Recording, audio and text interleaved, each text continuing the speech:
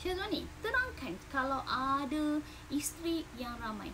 Okey, kalau ada isteri yang ramai, kita buat soalan yang mudah, iaitu kalau ada satu isteri dan ada anak. Satu isteri dan ada anak lelaki seorang, satu isteri akan dapat 1/8 dan anak lelaki ini akan dapat 7/8, dapat baki. Okey, kalau ada dua isteri, satu isteri dapat 1/16. Isteri yang kedua pun dapat 1/16. Sama sahaja isteri pertama, isteri kedua.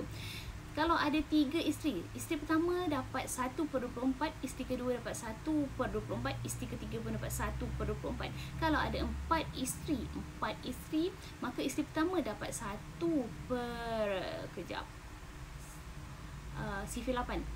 16, 24, 32. 32. Isteri pertama dapat 1/32, isteri kedua dapat 1/32, isteri ketiga dapat 1/32, isteri keempat dapat 1/32.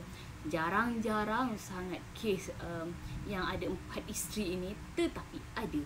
Jarang-jarang, kalau Piramli kata jarang-jarang, tapi kes ini ada. Jadi tuan-tuan dan puan-puan tahu bahagian masing-masing. Kalau berlakunya kematian kepada suami, dia akan ikut berapakah orang isteri yang ada. Dia bukan kata 1/8 untuk isteri pertama, 1/8 untuk isteri kedua, 1/8 untuk isteri ketiga, 1/8 untuk isteri keempat. Bukan gitu. Salah.